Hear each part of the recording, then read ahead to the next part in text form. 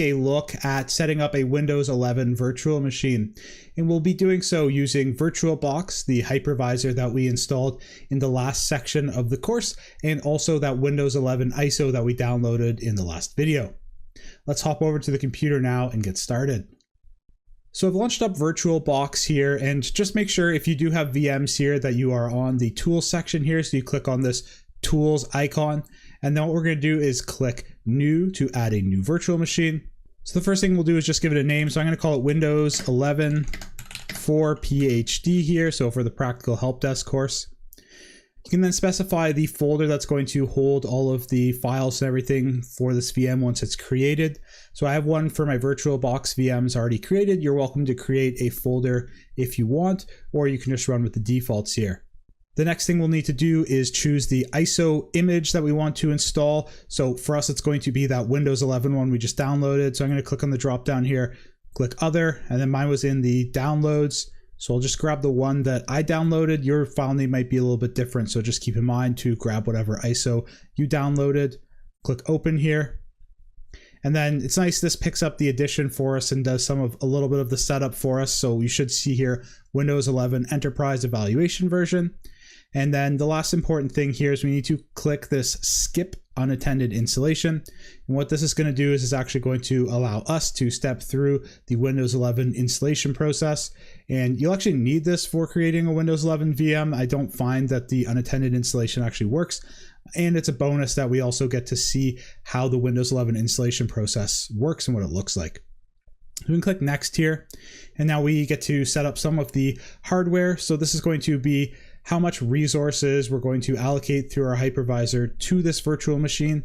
You can see by default, it's going to set it up for 4 gigs of memory or RAM, and then 2 processors. So I'm actually going to double that for my computer. I'm going to go up here to 8 gigs, and then I'll up these processors here to 4.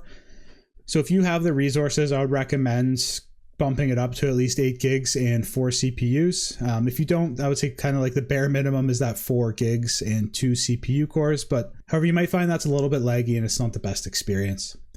One of the nice things about VirtualBox is that it does give us this green bar here, which is kind of an indicator of how much resources we can allocate to the virtual machine without it actually impacting the host computer and host operating system's ability to function.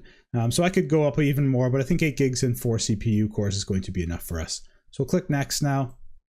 And then I'm just going to keep the defaults here. So 80 gigs, and then you'll see if we leave this pre-allocate full size unchecked, what this means is that it's going to allow the virtual disk to grow to 80 gigabytes, but it's not actually going to fully allocate that unless we start using that inside the virtual machine.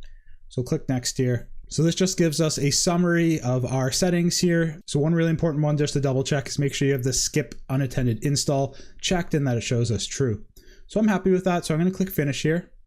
Okay, perfect. So now we're actually ready to power this on for the first time and walk through installing Windows. So just make sure if you do have multiple VMs here, you have it selected. Don't make sure you're clicked off of it. So I've got this one and its current state is powered off. So what I'm going to do is just click Start here. And it's going to take a second for it to power on. Perfect. And then what we're going to need to do is click inside of here, and it's going to say press any key to boot from CD or DVD-ROM. So you need to make sure to press that. I just hit the Enter key. And what that's essentially doing is it's almost mimicking as if we were starting up a regular computer and we want to boot from the CD. Well, now it's going to use that ISO that we selected as if it were a CD that we put into the DVD-ROM or CD-ROM drive of that computer. So it'll take a second for it to pick that up. And now once it does, we can actually walk through the Windows installation. So I'm just going to make this full screen here. And I'm going to run with the defaults. If you want to, feel free to change your language and the time and currency and everything. I'll just run with the defaults of US here. Perfect. And I'm just going to hit install now. And this might take a few seconds, and also a few times throughout this installation, it will reboot. So that's totally okay if you see it rebooting. Just let it reboot and it will pick up in the right spot. First thing to do here is I'm going to accept the software license terms and hit next.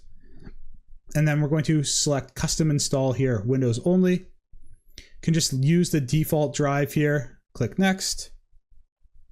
And then this is going to take a little while to run through, and it is actually probably going to restart a couple of times as well. So what I'll do is I'm just going to pause the video here, let this run through, and then I'll pick up at the next spot where we need to intervene. Perfect. So as long as your installation went successfully, you should now be at a similar screen here where we can continue with the setup. So what I'm going to do is I'll just run through with the defaults here and use United States. You're welcome to change this up if you would like. I'll hit yes. I'm going to run with the US keyboard layout as well. And then I'm going to skip to add a second keyboard layout. I'll let it run through checking through these updates, and it may actually reboot in this process as well for you. Perfect. So now we can go ahead and actually create our user account. So instead of doing this Microsoft account or putting our email, what I'm going to do here is we'll click sign in options. Then scroll down and we're going to go domain join instead. And if you don't know what a domain is, that's okay. We'll learn about that later on in this course. What we can do is we'll just go domain join instead. And we can just enter in our name here. So this is going to be actually our username of the account. So what I'm going to do is I'm just going to go Andrew, and I would suggest just make it a 1, your first name or whatever you want your username to be. Hit next, and then it's going to ask for a password. So I'm going to put the horrible password of password for mine, just so it's easy to remember on this VM, but you can put whatever you want for your password here. Click next, and then it's going to make us do these security questions. So we'll do all 3 of them. What was my pet's first name? Kitty cat. Not actually my pet's first name, but I'm just going to answer these. What was the name of the city where you were born? It was my hometown. Next. Finally, what was your childhood nickname? Nick. And I'll hit next. Perfect. And now it's just going to actually run through and do the rest of the setup. Okay, so I'm also going to uncheck all of these options. Up to you if you want to. I usually check off like all these privacy settings so that we're not sending any extra data.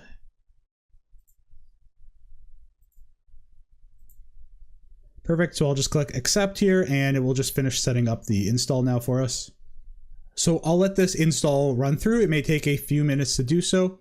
What I'll do is I'm going to wrap up this video here, and I'll see you over in the next one where we should be logged into Windows 11, and we'll just finalize a few settings here in Windows. Welcome everyone. In this lesson, we'll take a look at finalizing the setup for the Windows 11 virtual machine we installed in the last lesson. And what we're going to do is we will install the guest tools onto the virtual machine. And what these are going to do is allow VirtualBox to communicate with the virtual machine a little bit better. It'll let us do things like copying and pasting into the virtual machine from our host computer if we want to do that, and vice versa. And it will also allow us to adjust the resolution and make this full screen so that we can have it be full screen and look a little bit better. So let's hop over to the computer now and take a look at how to do that. So since the last lesson, my computer has locked me out, but if you are just picking up from the last lesson, you might already be logged in. If you did get logged out though, to get into Windows 11, you can just drag up with your mouse, and then we'll just put in the password, whatever you put for yours. And I'll log back in here. So now that I'm logged in, I'm gonna actually go up here to devices, and we'll go insert guest additions CD image. And then once that's inserted, if the auto run doesn't work like mine didn't, then you can just go to the folders here, File Explorer. I'll make this full screen, and then if we scroll down, we should see the DVD drive or the CD drive here. So I'll double click on this. And then what we need to do is right click on this VBox Windows Edition AMD 64. And I go here and I'm gonna go run as administrator. Click yes to let this install. Click next. I'm just going to use the defaults for everything here. So I'll click next, click install, and this will take a minute or two to run through. Perfect. So mine is finished. So what I'm going to do is I'm going to click reboot now actually to reboot this. And if you didn't see this, then it might be also behind this. So you might have to minimize your File Explorer. So I'm going to click reboot now and just let that reboot. Now that mine's rebooted, I'm just going to log in. So just quick reminder, just click and pull up to bring that password prompt up. I'll log in here.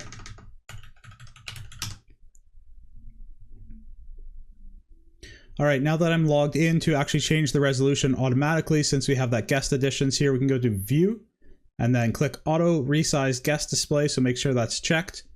And then I'm going to make it full screen here. And then what I'll do also after checking that is I'm going to go View here, and I'm going to go full screen mode. Before I do go full screen mode though, I do just want to call this out. So you'll see here the shortcut or the keys to go into full screen mode or out of it is host plus F. And if you look down here in the right hand corner of the screen, you can see that right control, that is our host key. So for me, I need to hit right control and F, and it has to be that right control. The left control won't work. But if you're on a Mac or a Linux machine, then it may be different for you. So just take note of that, because once you go into full screen mode, sometimes it can be hard to get out. So what I'll do though is I'm just going to click this view and I'll hit full screen mode. And then you can see here, it goes automatically full screen. And if I want to get out of this now, I can hit Control F, and then that takes me out of full screen mode. And also because we did that auto resize, it has made it resized. But what we can do is you can click this and we can kind of like drag and drop and make it the size that we want, and now it will automatically resize it. So I'll be using mine though in full screen mode for the rest of this video. So that's the last couple things we're going to set up for this VM. So what I'll do is I'm going to wrap up this video here, and in the next one we'll take a look at how we can now take a snapshot of this image if we need to revert back to it, and how we would actually revert back to that snapshot if we do actually mess something up later on in the course, or we feel like we want to go back to a fresh install. I'll see you over in the next video. Welcome everyone. In this video, we're going to take a look at how to take a snapshot of our virtual machine in VirtualBox. We'll make a few small changes to the virtual machine and then take a look at how we can revert to our previous snapshot. So this isn't specific to Windows virtual machines. The process will be the same for any virtual machine. We're just going to be taking a look at it now in the Windows section because it's the first time we're actually making use of a virtual machine in this course. So what a snapshot essentially allows us to do is kind of take an image or a snap in time of all of the settings of everything on a virtual machine. So any of the operating settings, anything we have saved in it, installed, it basically just takes a snapshot, and that's why it's called that, of what's happening with the virtual machine. And then we can go forward and keep using the virtual machine, and if we make a change that breaks something, or we just want to, practice that again, well, we can revert back to that snapshot, and it will essentially just rewind the virtual machine to that point in time and how everything on the computer was set up. So again, can be great for taking a backup in case we break something. So let's hop over to the computer and take a look at how to do that. So the first thing I'm actually going to do is take a snapshot. So to do that, we're actually going to go up to Machine here, and I'll just click Take Snapshot. And then I'm going to give it a name. So if you get a bunch of snapshots, it can be kind of confusing what they specifically were for. So I'm just going to call this one Fresh Windows Install. Click OK here. Perfect. And then you can see pops up here taking the snapshot. So this will take a little while. So I'll just let it run through here and I'll join you back when it's done. Okay, so my snapshot is completed. So what I'm actually going to do is I'm just going to right click on the desktop here, and I'm going to click New, and I'm going to go Folder, and I'm just going to call this folder Delete Me. Delete Me. And then we don't need to do anything more with this. I just wanted to have something to show that it's actually changed state. So now we can take a look at how we could revert back to that snapshot. So what I'm going to do is I'm actually just going to open up VirtualBox Manager here, and you can see we actually have our initial snapshot to show its state. So that's that fresh Windows install. And then our current state is based off of that fresh Windows install, but we're ahead of that and it has changed.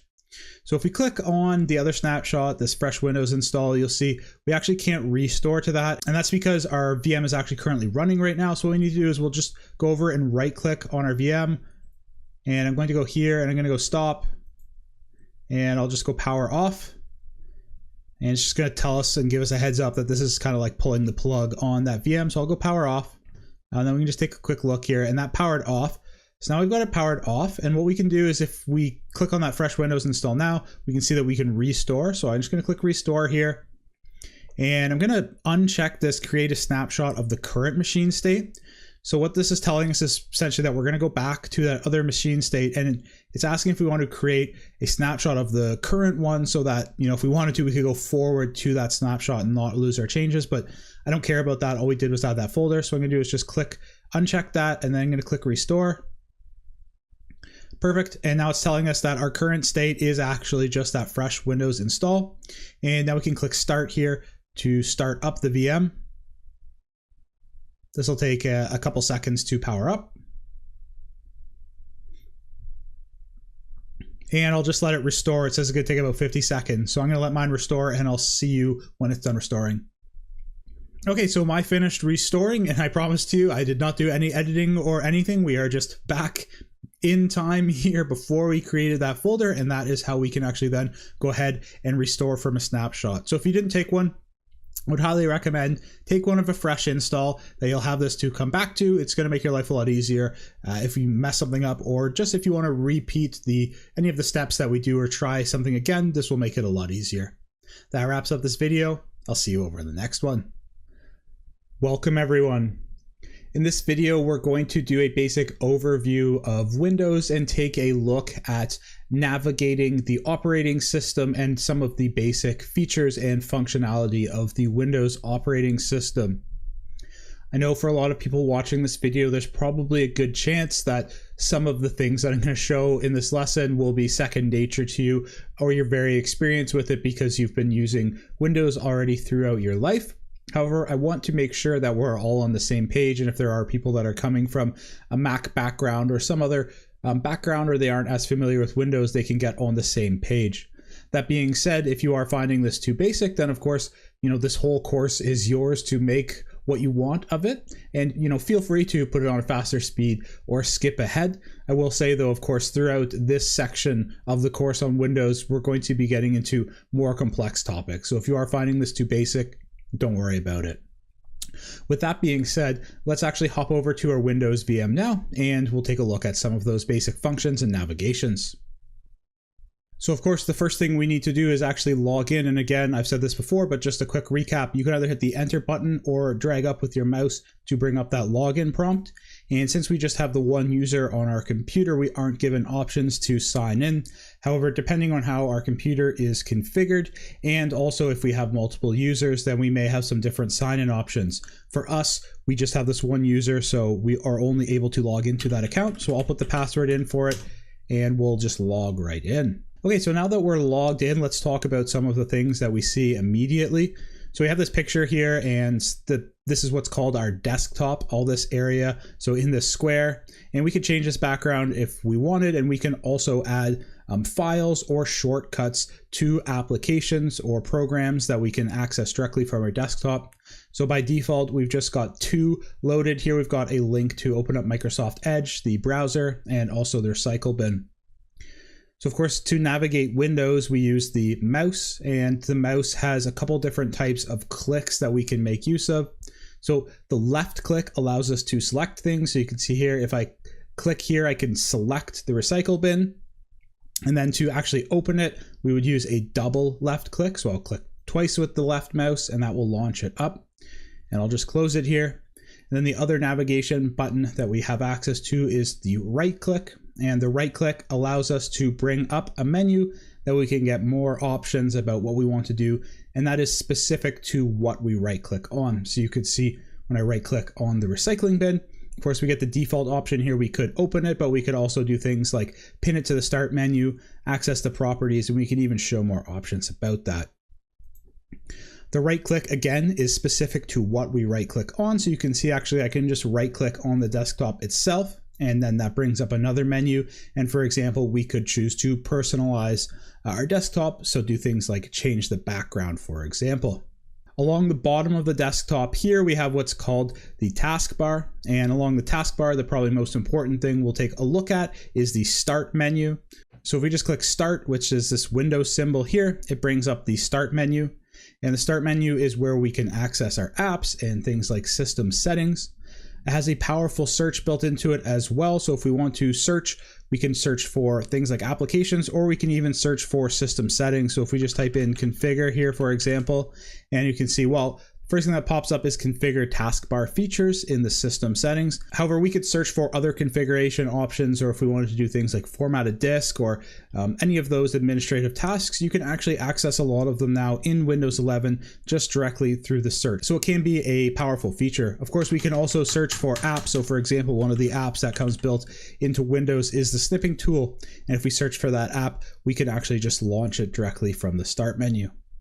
So I'm going to hit the escape key to get out of here, and let's talk about a couple of other things on the taskbar. Beside it, we actually have access to that search, and we can just run the search directly from the taskbar if we don't want to hit the start menu and run the search.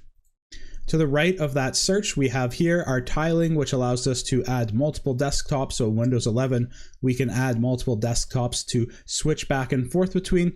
And this can be just nice for productivity if we want to have a certain grouping of apps running in one desktop and then switch to the other. To the right of that, we have our pinned applications. So these are essentially just shortcuts to allow us to open applications. So if we open up Microsoft Edge, for example, you can see here, now we actually have the application open. And one thing I will call out with it open is you can see that we have this blue bar underneath it. So just underneath here, we have a blue bar, and that's showing us not only that this is pinned to the taskbar, but we also have it open, and you can see. So if I just get rid of this pop-up by saying start without your data here and then confirm and continue. If I now close this out, you can see that the blue bar goes away and it's now just pinned here. If we want to get rid of these pins, we can go right click and then go unpin from taskbar, and then this will remove it from the taskbar. However, if we go into the start menu and we launch up Edge, you can see that this application is now in the taskbar, and then this is how we can access it. We can also do things like minimize this and change the size of the display. So in the top right hand corner, we actually have this dash symbol, and then this is going to minimize this down into the taskbar. So if we click that, you can see it's now in the taskbar, and we have this little gray smaller line underneath us, and that's showing that it's still open. However, it's minimized. So if we just go back, we can click on it to relaunch it. If we want to resize it, we can click this almost two squares cascaded over each other. So if we just click it once, it's going to make it smaller, and then we can actually drag and resize it. Another option that is nice about Windows 11 with tiling, or how we resize the windows, is you can actually just hover over it and it will give us some options for tiling. So if we want to do like a split screen, for example, we can hover and click and it's going to split us to the right. And then if we open up, for example, the File Explorer, we can do something similar, and then we can choose to tile it to the right here. And now we've got them both tiled beside each other. So this can be a great productivity tool. So what I'm going to do is I will actually close Edge, and then we can talk a little bit about the File Explorer. So the File Explorer in Windows is how we actually are able to organize and view and get access to the files on our computer. So on the left-hand side, we have a navigation pane that allows us to navigate the file structure of our computer. Here we have some quick links to areas. So we've got our desktop, our downloads, and then we also got documents, pictures, music, and videos.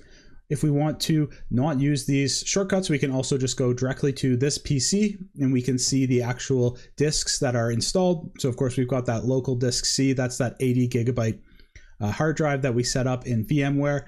And then, of course, we also have that mock CD drive. That's the VirtualBox guest editions, because those are still inserted. If we double click on local disk C, we can now see that we have access to all of the folders that are inside of this and the hierarchy of folders. And for example, if we go into users, we can go into Andrew, the one that's my account, and then we can get to some of the various locations. Of course, we can add folders and move files around. So one of the ways that we could do that is if we actually just go, for example, to my desktop, and we can right click, create a new folder, and we could call this test folder 1. And then if we actually create another new folder and we call it test folder 2, then we can actually move this folder inside of that folder. So one way to do that is by dragging, and we can do the move that way. The other way we can do it is if we right click, we can right click and go copy. So the copy is right here, or we can use the cut. Difference between copy and cut is if we copy it, then we will retain this copy here. And if we cut it, then essentially we're going to move it. And then once we put it in its destination, it will delete it from the old destination. So let's take a look at how to do that right now. We can cut this, go into test folder 1. We have the paste option that's here, and then paste it. If we take a look back in the desktop, then that's gone. You can also do things like right click and delete it from here if we wanted to delete it. You may have also seen when I was hovering over here and right clicked on it that it did give some shortcuts for actually doing the copy and paste or cut. So we have Control+X. There's also some other Windows specific shortcuts. One of them is Windows+D. So the Windows key plus the D key, and that will take us to the desktop. And then if we actually launch this back up again, we can use Windows right key, for example, to move to the right, or if we want to make it the full size again, we can use the Windows up key and press that twice, and it gives us 2 different tiling options. So now that we have a few of the navigations down, let's take a look at how to change a few of these settings. So the very first one I'll call out is that we actually have access to some of the settings and some information in the bottom right of the taskbar, and we can actually click on each of these icons. And if I left click on here, it brings up the notifications and our date. However, you'll see if I right click on it, I get some different options, so we can adjust the date and time or change the notification settings. Also get some details here about the networks. So for example, if we were on a wireless network, we could actually select which wireless network to connect to. And we can also change things like the sound settings, or if we wanted to, we can change the network and internet settings from here. The other spot where we can change settings is if we actually just go back to the start menu and we have the settings here. And under these settings, we actually get a lot of options to configure and set up the computer. So you can see, for example, we have the display, sound, notifications. We can even change things about the power and battery. And then down the left here, we get even more options. So for example, to change the network and internet, we have options here to make changes as well. You will notice, for example, if you do something like right click here and then go network and internet settings, well, it's actually just going to bring up that same settings page. So these are mostly just shortcuts to somewhere in the settings. We'll take a deeper look actually at some of the different settings pages and how to change those in other videos in this section of the course. So this really scratches the surface of the basics of Windows. However, I just wanted to make sure that, all of the things that I'm just going to be doing without, talking about how to do them are covered in case it's not clear how I'm navigating or moving around in Windows. So that wraps up this lesson here. I'll see you over in the next video. Welcome everyone. In this lesson, we're going to be learning about local user accounts and domain accounts. And we'll be discussing some of the differences between those 2 types of accounts and how that actually impacts how we log into Windows computers. This lesson is going to be a whiteboard lesson, and then the majority of the rest of this section of the course will actually just be hands on the computer, following along and learning how to administer Windows. So with that being said, let's hop over to the whiteboard now. We'll start off by chatting about local user accounts, and that's actually the type of user account that we created when we were setting up the virtual machine and we've been using to log in so far. So for me, I created that user with the username Andrew, and I put that really bad password of just password. So when I go to do a local logon to that computer, so when we're at the login screen, I put in the username and the password into Windows login screen. And essentially what Windows is going to do, and this is a very simplified version of it, but it's going to take that username and password and it's going to check it against the users and their hashed passwords that it has stored internally or locally to itself. So it's actually going to be stored on the hard drive in that computer, or in our case, it's a virtual hard drive, but essentially that computer has all of the details about the user account saved locally to itself. So if we think about this one, we'll just call this computer A, and everything for this user Andrew, all of the settings, including things like, what my desktop images are, what shortcuts I have on my desktop, any files that I have in my desktop directory or my user directory, all of those settings are going to be stored locally to this computer A. So if we have a computer B, for example, here, and I wanted to try and take this username and password and log into computer B, well, the only way that that login would actually work is if there was a local user account created on this computer B that has the same username and password. And even if it did have the same username and password, it's still not going to be the same account, in that I wouldn't have the same settings or desktops or backgrounds. And if I went and made a change on this computer A, like I changed my desktop or anything like that, those would not be reflected in this other account on B, because all of those settings in that user is local to that computer. So that's what local means. So the key takeaway for local accounts is that it's just specific to a computer, and everything for that is not stored out on the network or anything like that. It is all local to the computer. So for something like a personal computer or a family computer, you can see how using just local user accounts would be sufficient, in that we just need to create a couple of users, maybe one for each of the family members, and it's really not that difficult to administer because we just have that one computer. However, If we scale this to a business or a school or some other type of large organization, we could have dozens to hundreds to even thousands of users and computers that need to be administered. And it's really not feasible or even possible or practical to just use local user accounts for all of these computers. So instead of just strictly using local user accounts, we'll use what are called domain accounts. And the main difference with domain accounts is that instead of the user accounts and their settings like passwords and permissions being stored locally on each of those computers, we'll have either a cloud computer or one on the network that's going to store a list of all of these users and their settings. So that's why I brought this server in here, because generally that computer is going to be called a domain controller. So we'll just label this computer as the domain controller, and you'll sometimes hear it referred to as DC for short. So this is our domain controller right here. And if we actually just go and maybe we'll just draw a big cloud around all of these computers to represent that they're all inside of this domain. And you've actually maybe already interacted with a domain login before. If, for example, when you're at work or school, you logged in with your email address instead of just specifically a username. So if we just take this domain and we'll give it a name, so let's just maybe say it's like sampleco.org is the domain here.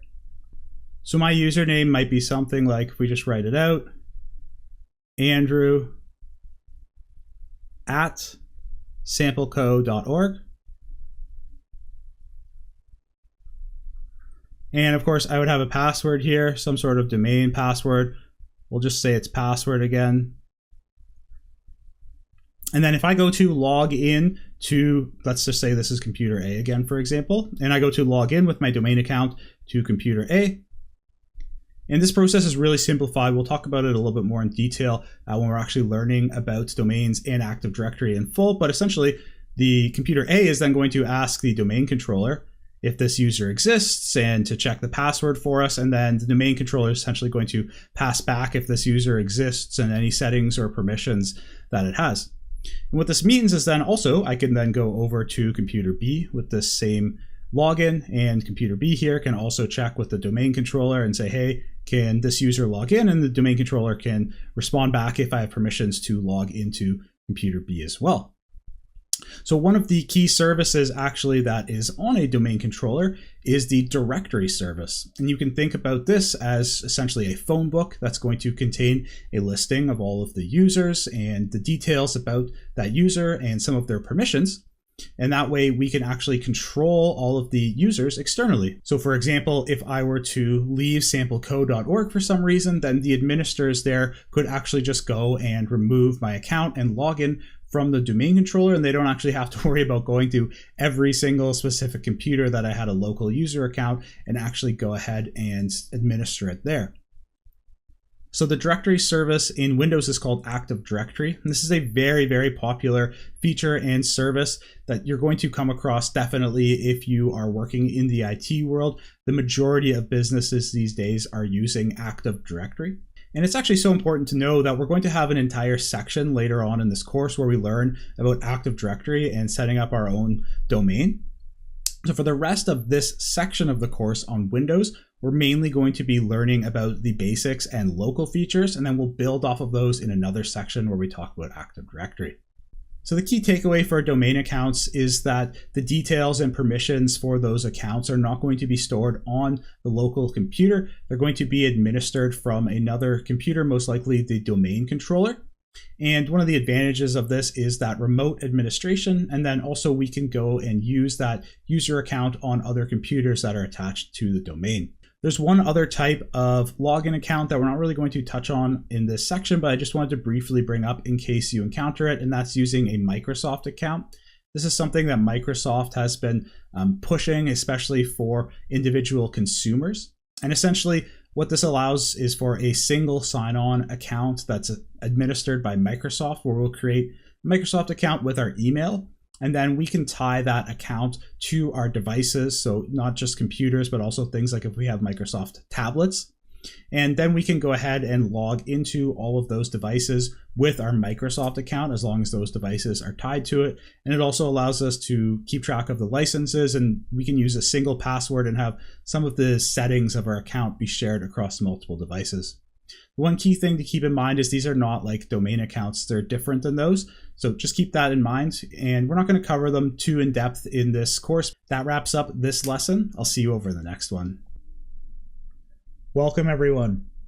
In this lesson, we're going to continue learning about local user accounts, and we will also take a look at Welcome everyone.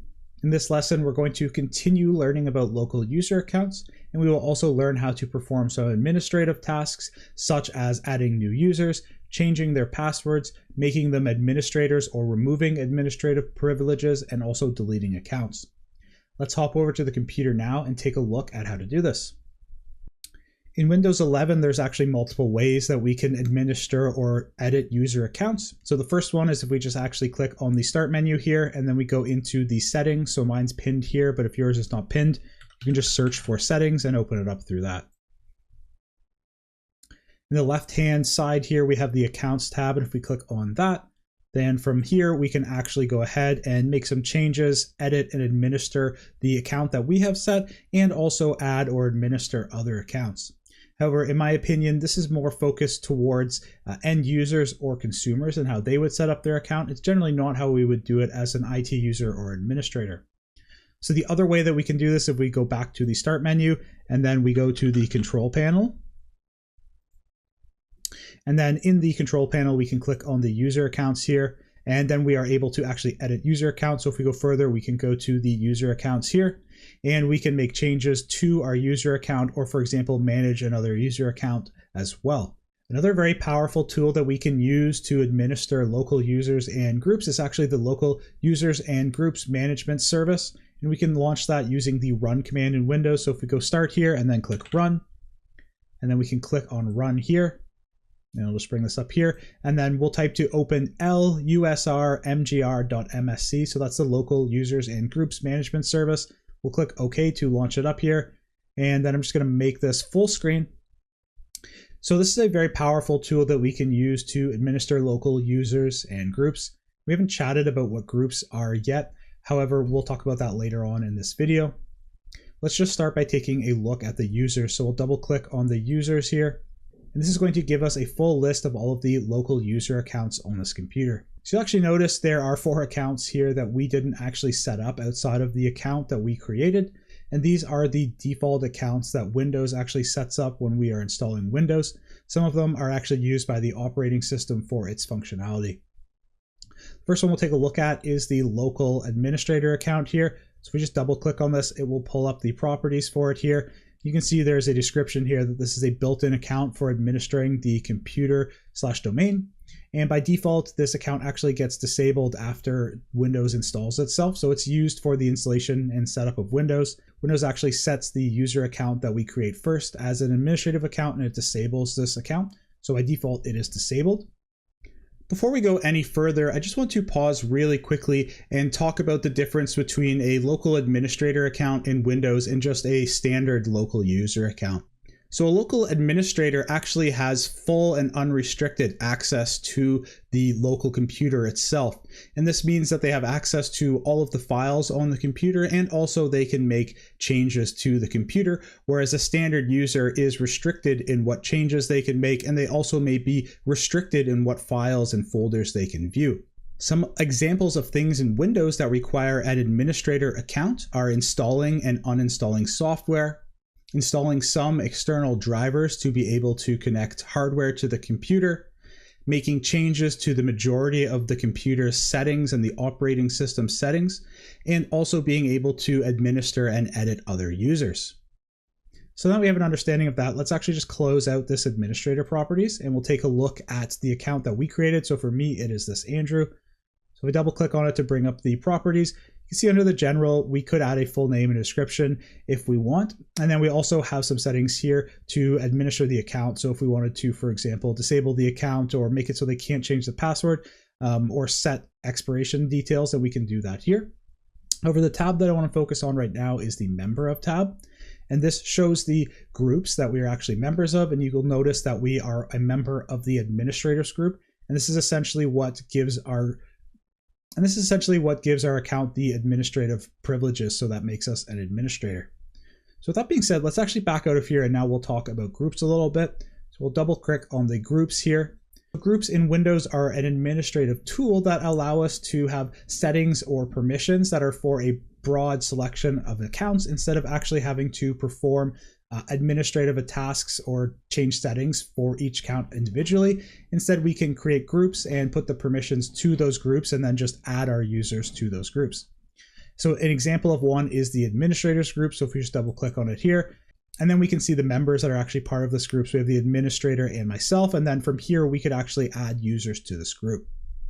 So that's all we're going to touch on for groups in this video here. However, later on in the section of the course where we're talking about domains and domain accounts, we'll talk much more further in detail about groups.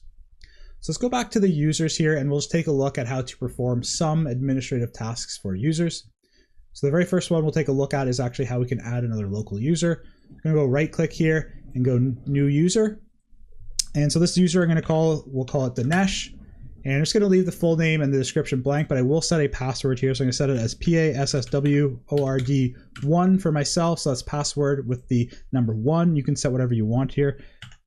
And I'll just confirm that password. And then what I'm going to do is I'm actually going to check user must change password at next login. So this is a nice administrative tool for security, and that, us as the administrator, we now know this password.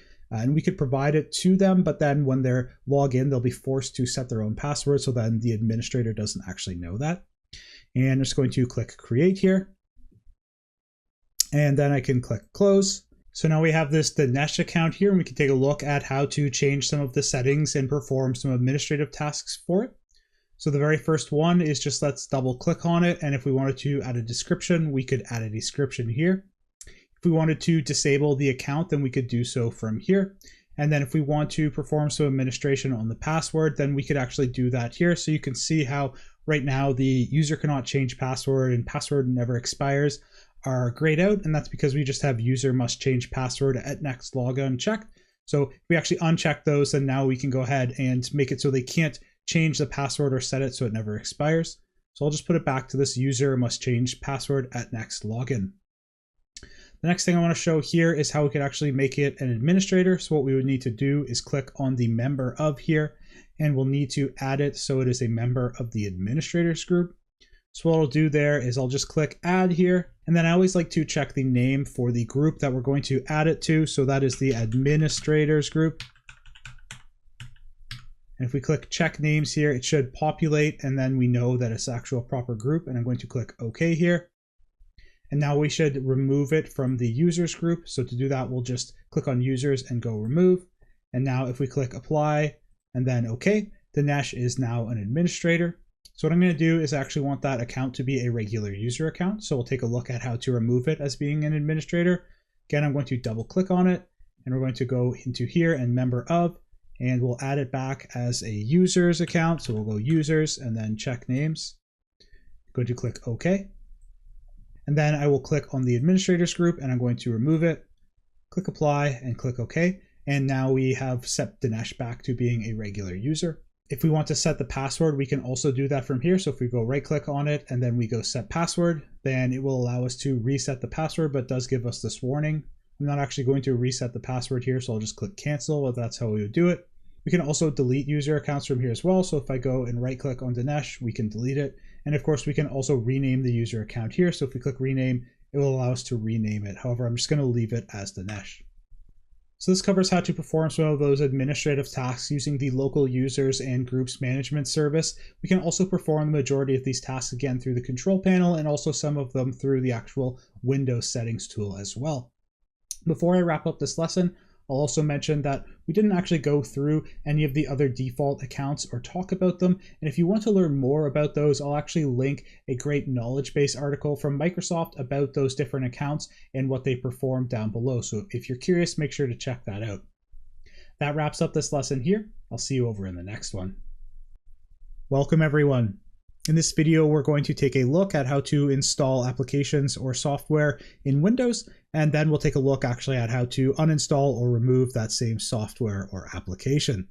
Let's hop over to the computer now and get started. So the very first thing I'm going to do is I'm actually going to log out of the administrator account. So for me, it's that Andrew account. So whatever account you initially set up, I'm going to click here, and then we'll just click sign out, and I'm going to sign out, and then we'll log back in. Actually, if I click here, I'm going to log in as the Dinesh account. So whatever you created that other standard user account as, let's log in as that one and put whatever password you put for it. And then, of course, because of that administrative change that we made to set the user to change the password, we're going to have to change it here. So I'll just click OK. And then I'm going to set a new password. So for me, I'm just going to use that password as the password. And then click here to sign in. And now our password's changed. So we can log in. And it's going to take a few seconds here to set this up. So if it does, just let yours set up. And I'll see you back over here once it's all set up for us. So just like last time, I'm going to actually turn off all of these privacy settings here. So I'll just uncheck every single one of these. You're welcome to do so as well. And then I'm going to click accept here. Okay, now that we're logged in, let's take a look at doing one of the first things I'm sure a lot of people do, and that is to install Google Chrome. So we'll go to Microsoft Edge here, launch that up. And I'm just going to go click here, start without your data, and confirm and continue. Continue without this data, and confirm and start browsing here so we can start browsing. Okay, now that I have Edge set up, I'm actually just going to search for Chrome here. So we'll search for Chrome, and we'll go past this ad here from Microsoft telling us to keep using Edge. And I'm just going to click on the Chrome web browser here. And I'll just close this pop-up again that really wants us to keep using Edge. And I'll just click to download Chrome here. And it's going to take a second. So mine just downloaded almost immediately here. And if we go to the folders here, you can see we've got the Chrome setup. And what I'm going to do is I'll actually just double click on this. And you can see actually immediately we've got this user account control that's asking if we want to allow this app to make changes to our device. So this is where we actually need those administrative privileges that allow us to make all the changes to the computer, such as installing new piece of software. This is why I had us log in as the Dinesh or standard user so that you could see what this looks like. And now, of course, if we just enter the password for the admin account, which is for me password for the Andrew account, click yes here, and then the installation is just going to run through. So we'll just let this run through, and then I'll see you once it's done, and we can take a look at installing it. Perfect, so my installation is done, so I'm just going to click through here, the got it, and I'll just close everything here. So we can actually just close out Chrome now because we don't need to use it anymore. Closed out the downloads here, and I'm going to close out Edge as well. Let's take a look at how we could go ahead and uninstall Chrome or any other application. So there's a couple ways that I'll show to do that. So the first one, we'll just click on the start menu, and then we'll just search for add or remove programs. And if we double click on that, it's actually going to pull up the settings page, and then it actually just takes us automatically to the apps tab. And then we can either search through here. So if we just search for Chrome, we'll find it here. And then what we can do is we can click this ... and then we can uninstall it. And if we were able to make modifications to it, we could, but for Chrome, we can just uninstall it. So we would just click uninstall here, and then that would take us through the uninstallation process. However, there is another way that we can uninstall programs that I want to show. So I'm going to actually uninstall it through that method. So we'll click start menu here, and then I'm actually going to go back to the control panel. And if we go into the control panel, you can see there's this programs option here. So we'll click that. And then inside of the programs and features here, we have uninstall a program. So we can actually uninstall the program from here. We get this full list. So I'm going to right click on Google Chrome, and I'll just check uninstall. And again, we get this UAC prompt that we need to be an administrator to actually uninstall this. So I'll go ahead and just put my password in here, and I'll click yes. And then that's going to actually run through the uninstallation. So I'll just click uninstall, and this is going to go ahead and uninstall Google Chrome. And then you see it actually pops up a survey asking us why we uninstalled it. But if we close here, and then if we actually just refresh this, you can see that Chrome is gone and fully uninstalled. So let's just take a quick lesson on how we can install or uninstall applications in Windows, and how we will actually need to be an administrator or have access to the administrator account to be able to do that. That wraps up this lesson here. I'll see you over in the next one. Welcome everyone. In this lesson, we're going to learn about file and folder permissions in Windows. So let's hop over to the computer now and take a look at how we can set those. So we'll start this exercise by logging into whatever the administrator user you have on your computer is. So for me, it's that Andrew We'll just log into it here quickly. And then I'm going to open up the File Explorer. And we'll just head over to the C drive here. And I'm just going to create a new folder. So we'll right click in some white space here, click New, click on Folder. We'll just call this Test Folder. And then I'm actually just going to go into that folder, right click here. We'll go New, Text Document, and I'm just going to call this Test Document. Double click on that. And then I'm just going to write Hello World in here. Hit Control S, and then we'll save that and close this out.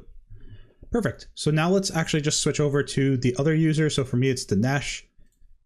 This is going to be whatever your standard user account is, the non-administrator one. And I'll log in. And then if we actually open up the File Explorer and we go into this test folder, we've got this test document here. So if I open it up, we can read it. And if we wanted to, we could even modify it. So we could go in here and we could just say Hello World from Dinesh. And if we hit Control S, we can save that. And then I'll actually just close this out here. Let's switch back to that admin user.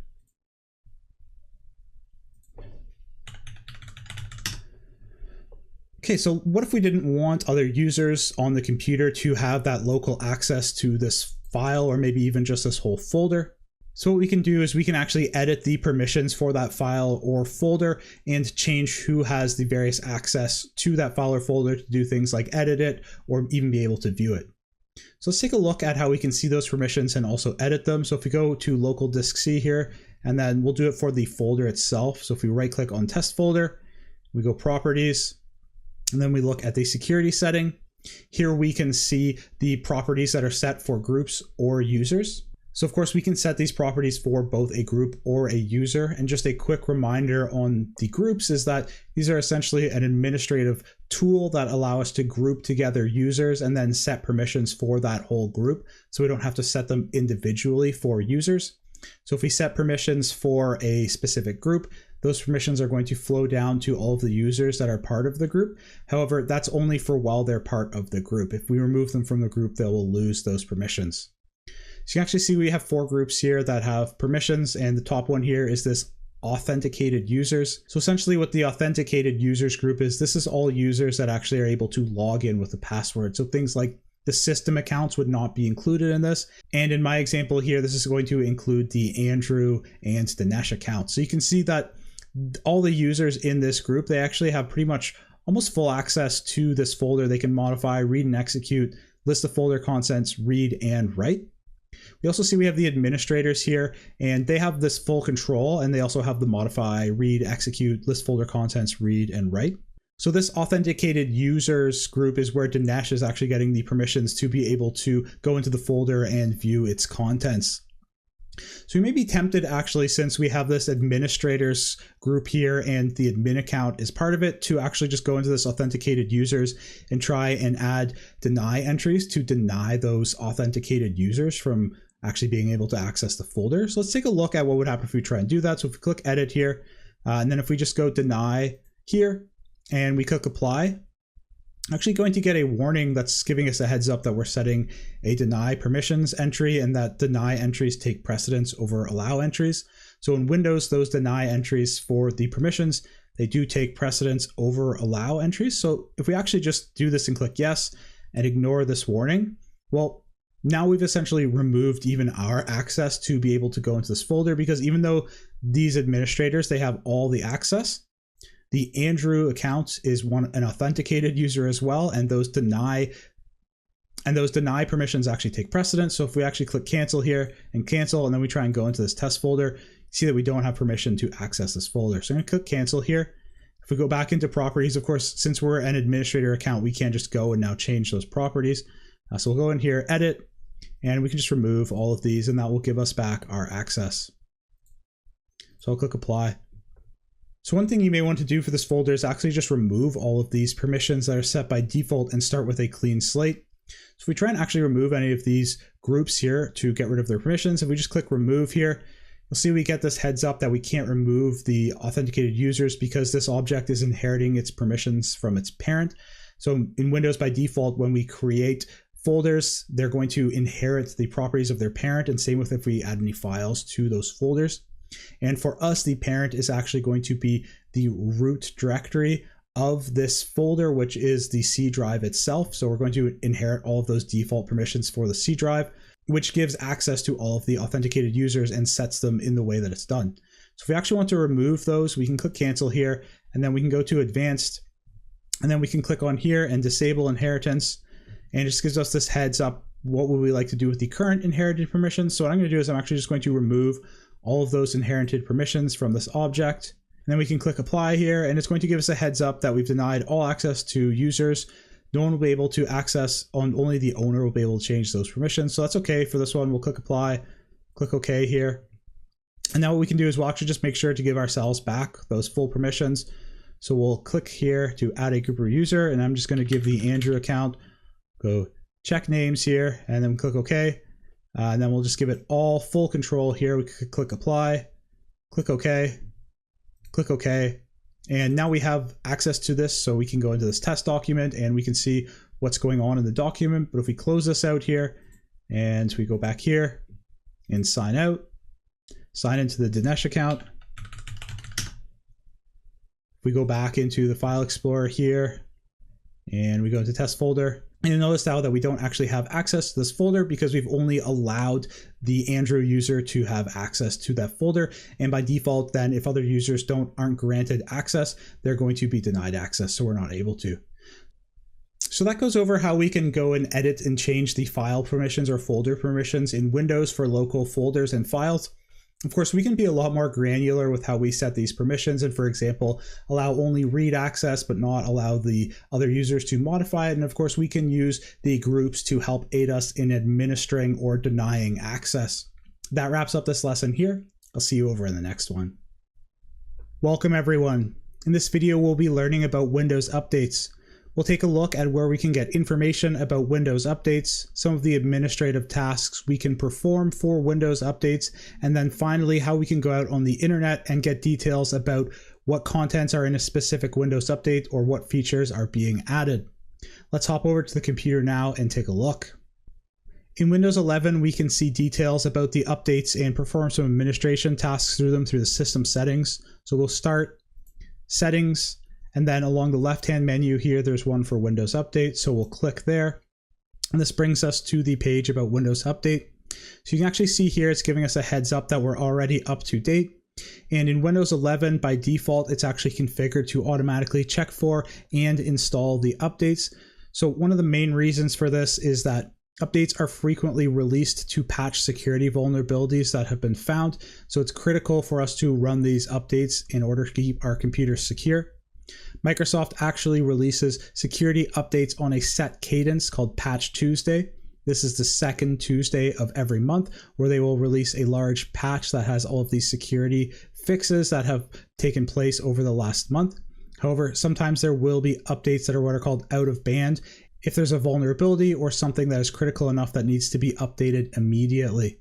So it's really important to be running these updates to keep our computers secure. You can see that we actually do have an option to manually check for updates. So if we do want to force it, we can click this check here, and that's going to force a check for updates. So I'll just let mine run through here.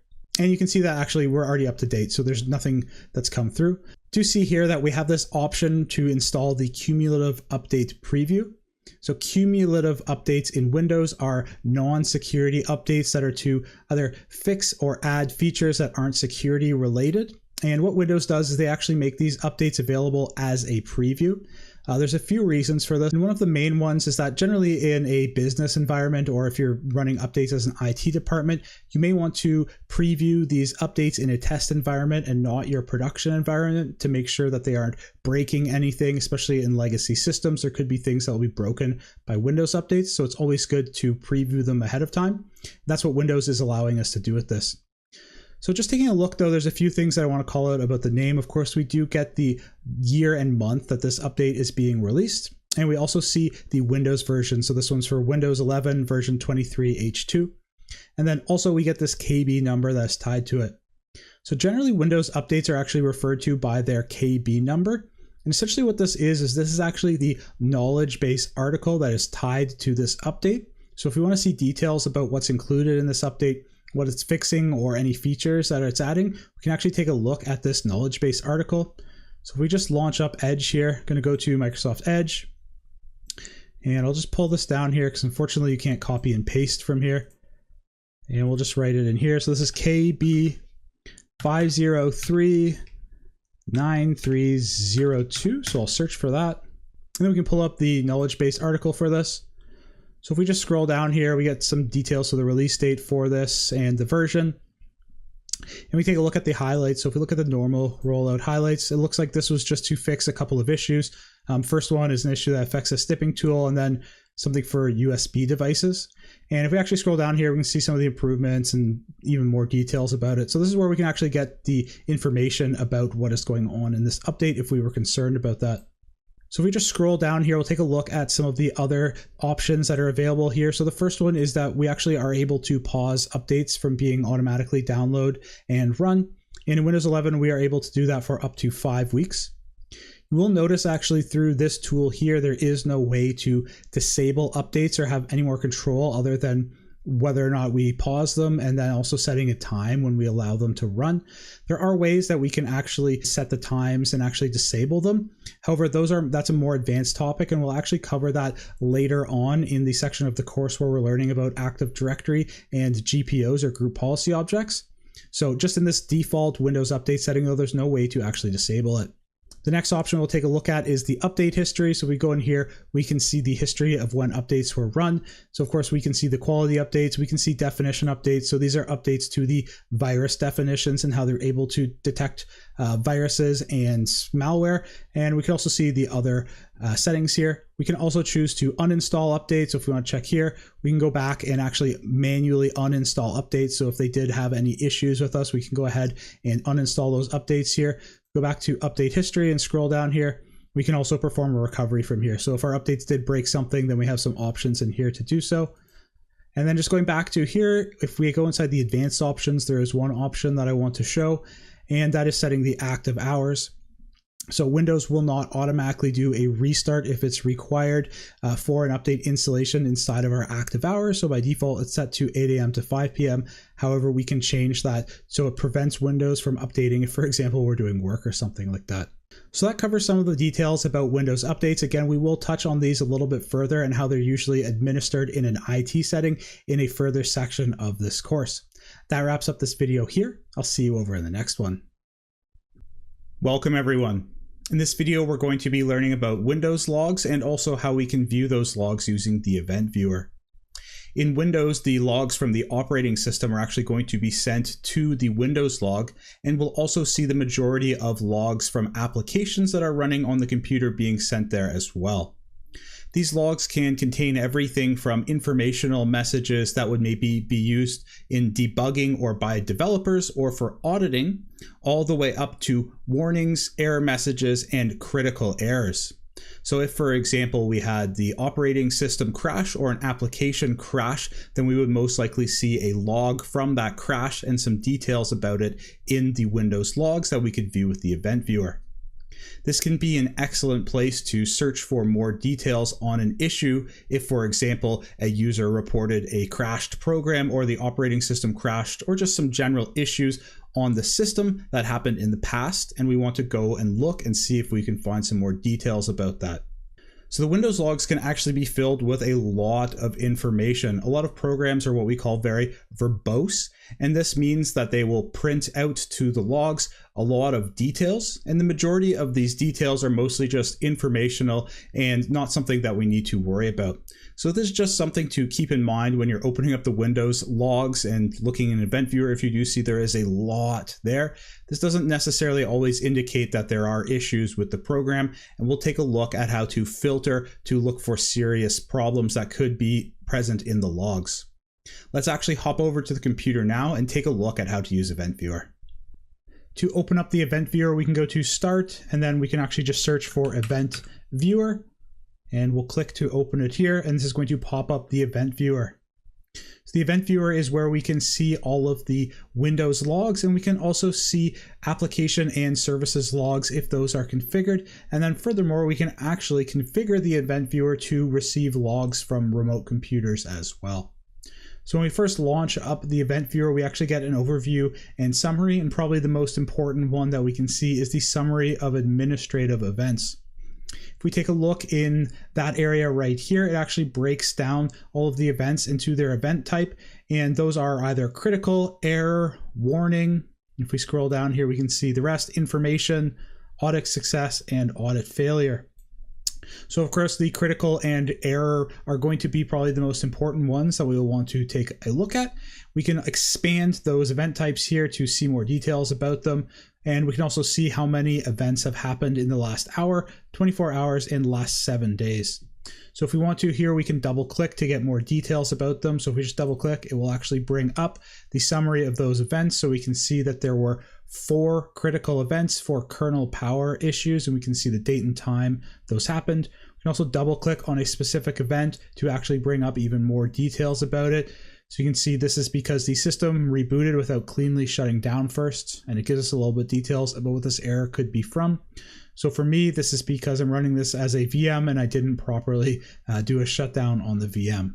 So we'll just close back out of here. And then if we go back to Event Viewer, of course, we can take a look at the error messages. So if you click error here, you can see that we have a bunch of different sources for error messages. And if we wanted to double click on these, it would take us to those error messages. We can also take a look at all of the Windows logs through the view on the left-hand menu here. So if we click on this Windows logs and expand it, it then breaks us down to those log sources. By default, there's going to be 5 of them. So we have application, which is related to applications. We have a security one, which is just security events, the setup one, system, and then any forwarded events that are forwarded to us. So let's just start by taking a look at the application one. And you'll notice if you're looking at Windows logs, they are very verbose. So you'll see we have a lot of logs coming in through here. Even in the last 10 minutes, there's been almost 20 logs here that have come through. So one thing that you may want to do when you're taking a look through these, if you're looking for something particular, or you just want to filter out some of the verbose information, is to add a filter. And we can do that on the right here by clicking on Filter Current Log. So I'll go here, click Filter Current Log, and then we have some details for how we can actually do filtering. The first one is we can set the time that we're looking for. So we can set it for even the last hour, last 12 hours, all the way up to the last 30 days, or we can even go so far as setting a custom range. So this can be a great feature if we have a reported issue that we know the time range that it happened, then we can look through the logs for issues that are related to that time range. We can also change the event level, so we may actually not be interested in any of these verbose or information. So we could change it, for example, to something like critical, warning, or error. We can actually change the event sources here, so we can see all of the different event sources we have. So if we're looking for a specific event source, we can actually just select that from here. We can select multiple ones. Of course, we can set the event ID, and we can also set some keywords as well. And then finally, we can see if those events are tied to a specific user or computer. So for now, let's just actually set this to critical, warning, and error, and we'll click OK. And now we get all of the error and warning messages that are for the applications. So if I click this top one here, we can get a few more details about it. I'll double click it and it will bring up the event properties for it. In the general tab, we get a description about what this event was for. And you can see here, this is the program chrome.exe, and then it gives us the version that it stopped interacting with Windows and was closed. So actually, when I was using Chrome, my Chrome actually started hanging and I had to kill the process. And this is exactly what this is from. We can get some more details about it if we actually go to the details pane here. And this gives us the full details about the app and version. And we can even see the exe file. So we get some more details about it. So I'll just close this out here. Another important set of logs that we can see is the security logs. So we can see those through this pane here, and we could scroll through and take a look at all of the security logs. The last set of logs we'll take a look at is the system logs. It can be an important source of logs for if we have issues that are actually from the system itself and not from applications. One thing that'll show is we can just run a filter here, and let's just filter for critical and error. So I'll click OK. And you can see now we have all of the critical and error logs. So if we take a look here, this is that, again, critical one for the kernel error. If we want to filter, we can actually change. So right now it is filtering by time, but we can filter by level, for example, or source. So we just click date and time here. You can see that we're now filtered actually in the opposite chronological order. And again, we can filter by level as well. So this brings all of the critical ones to the top. The last thing I'll show here is we actually can set up subscriptions, so we don't have any configured, and configuring them is outside of the scope of this lesson, but we are able to subscribe to log sources from other remote computers and actually be able to view them in the event viewer on our local computer. So that's where we would do this. So the event viewer can be a very powerful tool for troubleshooting in Windows and allowing us to look at those logs. Of course, if we have reports from a user about a specific application that is having issues, we can go in and look for the logs from that application. Or if there are just general issues that are happening with the operating system and the user kind of has a vague description that there are problems going on, we can take a look at the logs if they have a time range or something and see if there's any errors or critical things that need to be taken care of. That wraps up this video here. I'll see you over in the next one. Welcome everyone. In this video, we're going to take a look at the Device Manager utility in Windows, and we'll see how we can actually use it to administer hardware and devices that are connected to the computer and perform tasks such as update the drivers or even install drivers for hardware that we plug in when the drivers are not automatically found. Let's actually hop over to the computer now and take a look. To launch up Device Manager, we can actually just get to it through the Start menu. So we'll go Start here and then search for Device Manager. Open that up and then make it full screen. And we can see right off the bat that Device Manager actually gives us a list of all of the devices that it sees that are connected to the computer. This isn't necessarily just devices that are connected through the USB. It can also be devices that are connected through the motherboard or other ports as well. So you can just see, for example, we've got things like disk drives, even the battery, audio outputs and inputs, mice, monitors, network adapters, and of course printers as well. In the Device Manager, we can actually change some of the settings for devices if they have settings that are able to be configured. And probably the most important thing that we can do is make sure that the drivers for the device are up to date, or install drivers for a new device if they aren't automatically picked up by the operating system. So just a really quick chat on what drivers are. These are a piece of software that allow the operating system to be able to communicate with external hardware. The majority of drivers for major brands these days are actually already pre-installed inside of the Windows operating system, or they can be fetched by Windows automatically. So the majority of times that you plug in a new device, the drivers will actually just automatically be loaded by the operating system. So what I'm going to do is I'm actually going to connect a webcam to this computer, and then we'll just see how the drivers are picked up. So I've plugged it into the USB port on my computer, but in order to share that with the virtual machine, we need to tell VirtualBox, our hypervisor, to actually pass that USB through to our virtual machine. So to do that, I'll just go to the virtual machine menu here and click on Devices and then USB. And then mine is this Logitech Inc. HD Pro webcam. And if we just give it a second here to connect, we'll actually see the Device Manager refresh. Perfect. And then if we look at cameras here, it's going to pick up that we have this HD Pro webcam. And if we just double click on it, we can actually see some status about it. And if we take a look here, we can actually see the driver for it. And this driver was actually automatically loaded. So that's perfect. So I'm just going to click OK here, and we'll cancel out of that. So what happens though if a device does not automatically pick up its drivers? So I've actually got another device here. It is a CP2102 USB to UART adapter. So you don't necessarily need to know what that is. It's a device that I use for connecting to serial devices. And I know that it doesn't actually have the drivers in Windows installed by default. So I'm actually going to plug that into my computer right now. And if I go to my devices again, and go to USB devices, you can see I've got the Silicon Labs CP2102 USB to UART bridge controller. And if you don't have one of these devices, it's not expected that you will. I just want to demonstrate how we can actually install these drivers that aren't automatically already in the operating system. So I'll connect that over here, and then we should see the devices refresh here. And you can actually see it's picked up under other devices. And if I double click on this, actually, where we have this exclamation point, can see that the device status says that the drivers for this device are not installed. There's no compatible drivers for this device. So we can click update driver here to try and find this, and we can try and search automatically for the drivers. So let's just do that quickly. And we actually see that Windows could not load these drivers, and we could also try and run a Windows update. However, I know that we've just run the Windows updates very recently, so that's not going to bring any back. So what we'll need to do in this scenario is actually go out and get the drivers from the internet.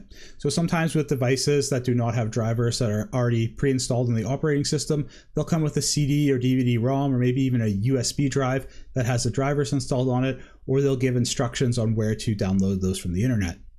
So what I'm going to do is I'll just show the process for that. So I'm going to go to Edge here, and then I'll just search for CP2102 Windows driver.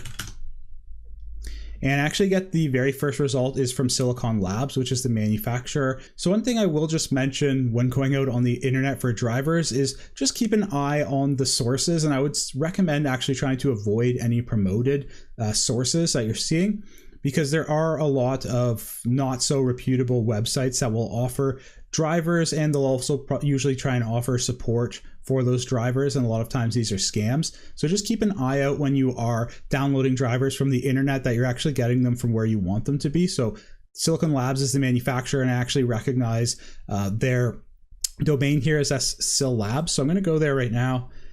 And then here we actually have the CP210X USB to UART bridge driver. So I'll go to the downloads here. And if we scroll down here, I'm just going to get the universal Windows driver here. And it downloads almost automatically for me. So I'll open up this downloads folder here, and I'm just going to unzip it here.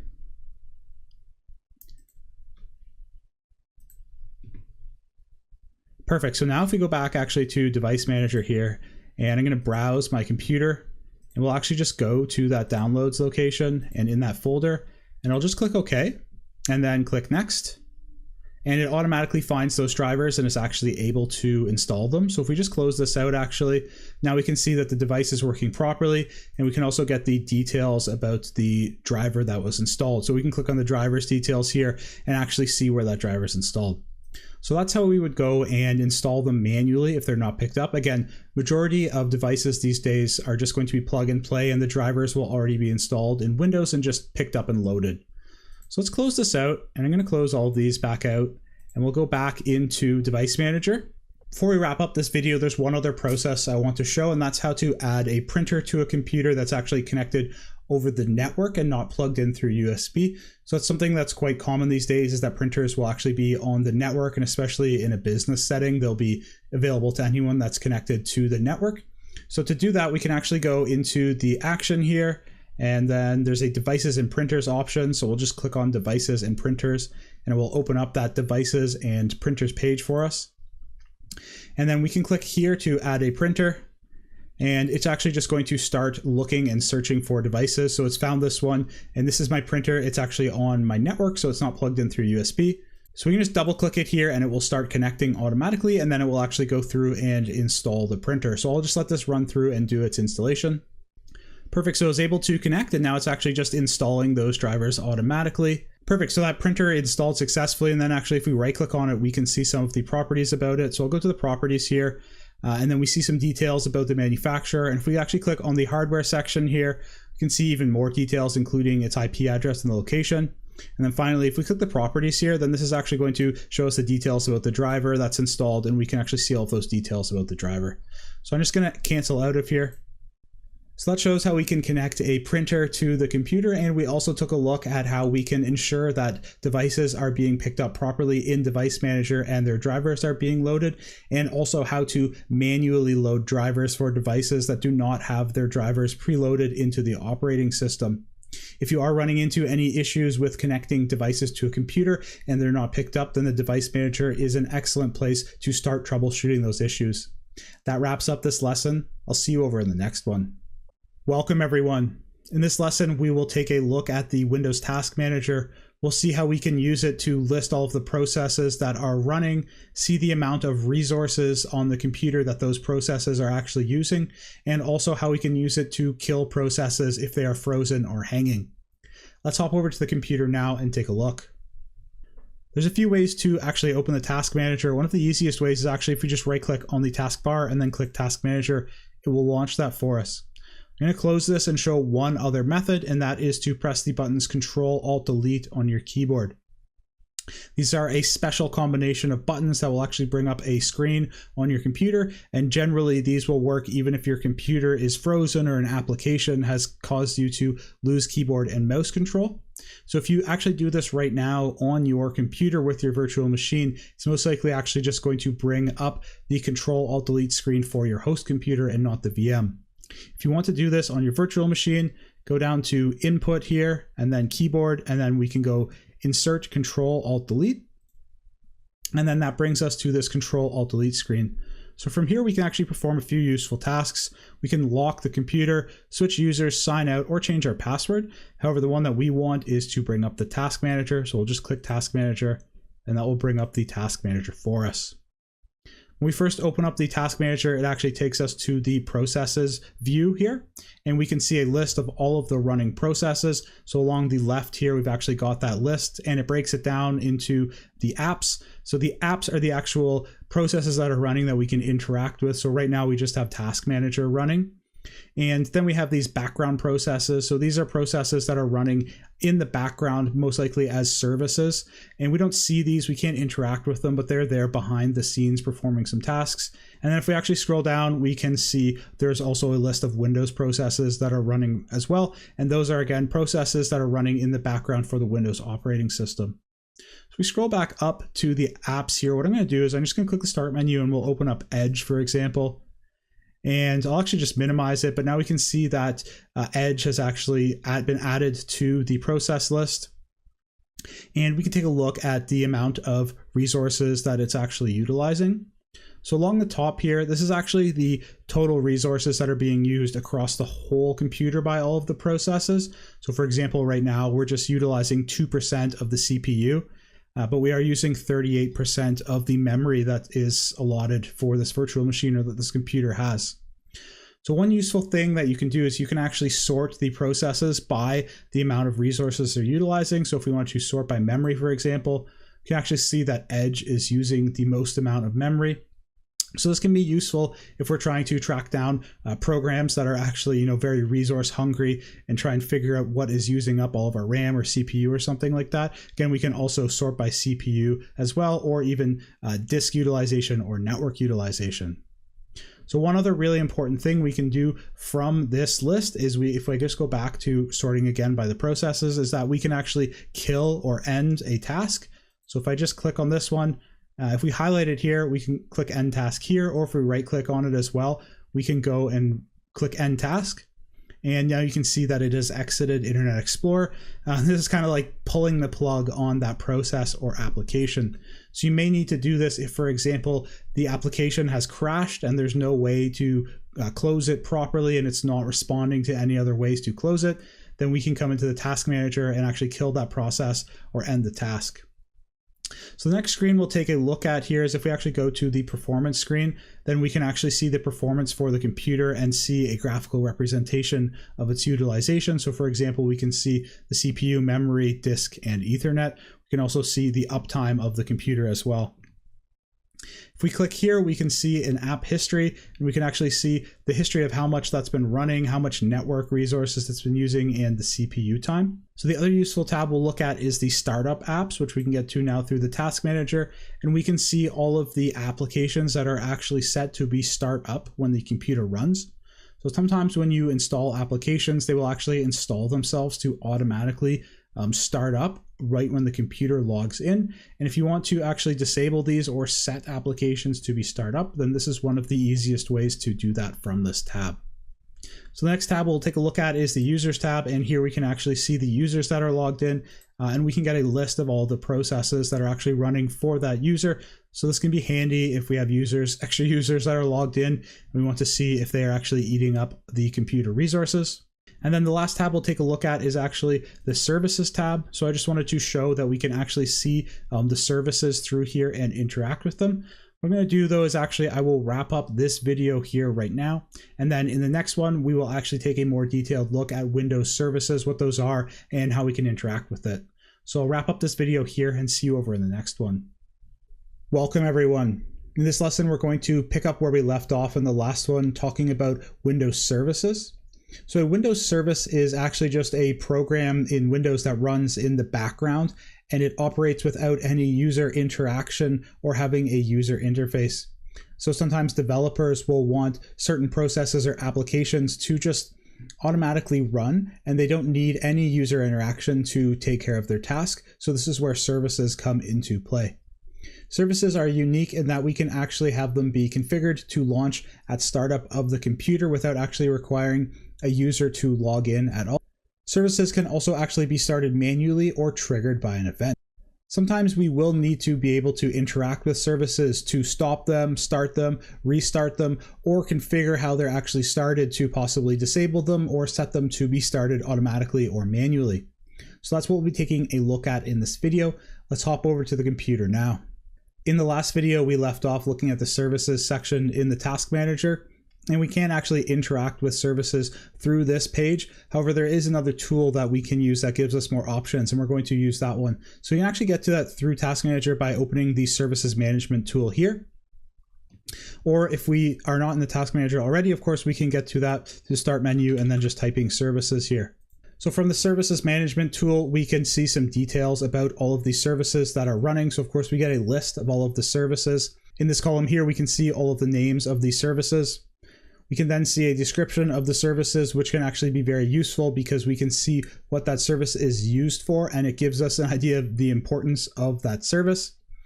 We can then see the status of the service. So this is whether it's running, starting, or stopping. We can see the startup type. So whether it's a manual startup, if it's triggered by something, or if it's actually an automatic startup that will be set to start automatically with the operating system. Let's start by taking a look at this ActiveX installer service. So if you just click on it once, we actually see the full description here, and this gives us an idea about what this service is used for. And then if we actually double click on it, we can get to more details and actually change some of the settings for it. So of course, this service is not running right now, and if we wanted to manually start it, we could. So if we click start here, it's actually going to start the service, and we can see that it is starting. If we wanted to stop the service, then we can actually then just click the stop here, and it will stop that service for us. You can see here the startup type is set to manual, so this means that we would have to manually start this. However, we can set it to be automatic with a delayed start so that it will give the computer time to boot on and other services to start first, or we can disable it. So sometimes if you do not want services to actually start themselves up, you'll have to put them to this disabled mode, and that will stop them from being able to launch. The last page we'll take a look at is the log on, and this is who this will log on as. So right now it's set to log on as the local system account, but we can actually add other accounts if we want the service to run through that account. So I'll just click OK here. One of the other things we can do is actually just right click on it, and then from there we have the options to start, stop, pause, resume, and restart.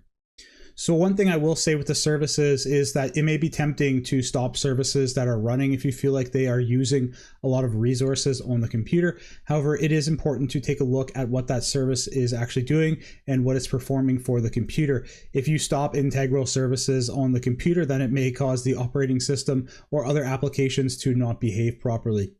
With that being said, though, sometimes it is important to be able to restart services, especially if you believe that they are not working properly, and this tool is where you would do that. That wraps up this lesson here. I'll see you over in the next one. Welcome, everyone. In this video, we're going to be learning about the Windows registry. We'll chat actually about what the registry is, what its purpose is, and also how we can go and edit the registry. Let's hop over to the computer now and take a look. I think the easiest way to actually start talking about the registry is to open up the registry editor, which will allow us to view the registry and also edit the values inside of it. So if we open up the start menu and then just start searching for registry editor, we can launch it up. And you'll notice you actually do need to be an administrator to make changes to the registry, and it's giving us this heads up with the user account control, making sure we want to allow the registry editor to actually make changes to the device. So we'll click yes here to open it up. And then this is actually going to pop open the registry editor for us. And I'm just going to close this so that it's not as intimidating to start taking a look at. Before we go any further, I think it makes sense to actually pause here and talk about what the registry is. So in Windows, the registry is actually a database that stores the configuration settings for the system, so things like the operating system, and also the applications that are installed. Some examples of settings that would actually be stored in the registry are things like where the desktop image is stored, Before we go any further, I think it makes sense to actually pause here and talk about what the registry actually is.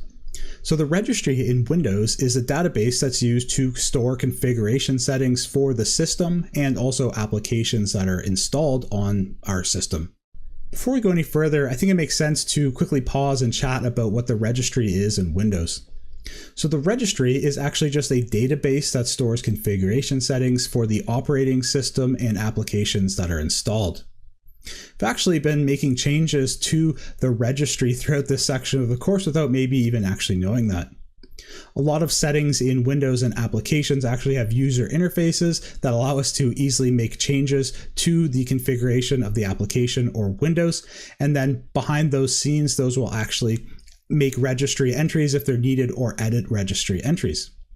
A couple really quick examples of things that will be stored in the registry are the location of the desktop background or our wallpaper image, so what that wallpaper image is and where the image is actually stored on the computer, or what application is the default one to open up different file extensions. So for example, maybe a .txt would be by default opened up by the notepad.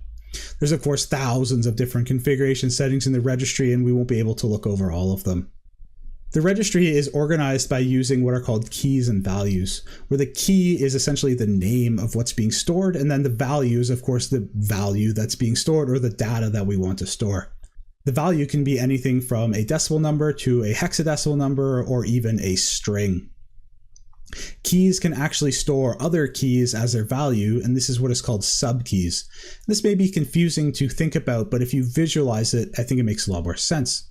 One way to kind of think about it is actually a folder hierarchy structure, and that's actually how it's visualized in the registry editor.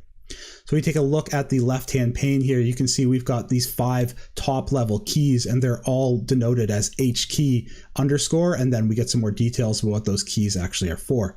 We'll chat about that later in this lesson. Let's start actually by taking a look at the HKey underscore user. So we have this top-level key, and it's denoted as this folder here. And if we expand it, we can actually see there are subkeys that are tied to this. And we have all of these subkeys actually for the various users on the computer. They actually don't have their username, they're stored with the user ID, but this one right here is the one for Andrew. So if I open this actually further, you can see that we've got more subkeys, but it's starting to make more sense maybe what they would be for storing. If we go to the control panel one, and inside of the control panel one, we have further subkeys, and there's one here for the desktop. So if we actually scroll down and take a look, you can see that we have here a key for the wallpaper. We have the name, so this is actually what the key is storing. We have the type, so this is the type of data that's going to be stored in the registry. And then we actually have the data that's being stored. So if I just double click on this wallpaper one actually, and I'll bring this in the center, you can see that it actually gives us the value data, and this is the actual wallpaper image that's being displayed. So if we actually open up the File Explorer, and I'm just going to grab all this except for the image name here, and I'll just copy that. And let's open up the File Explorer. And if we navigate to that folder here, you can actually see we've got 2 pictures in here. So right now I have 19 selected. So I'm just going to use the Windows key plus D as a shortcut to look at the desktop. And you can see we have this Windows 11 default image with the black background.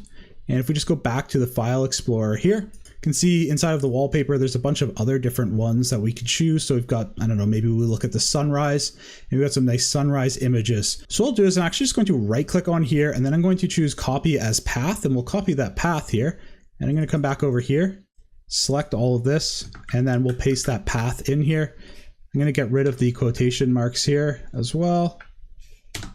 And now if we click OK, and if we take a look at the desktop, you notice it hasn't changed. So a lot of times when we're editing the registry, we'll actually need to restart Windows for the changes to take place, or possibly just log in and out of the user.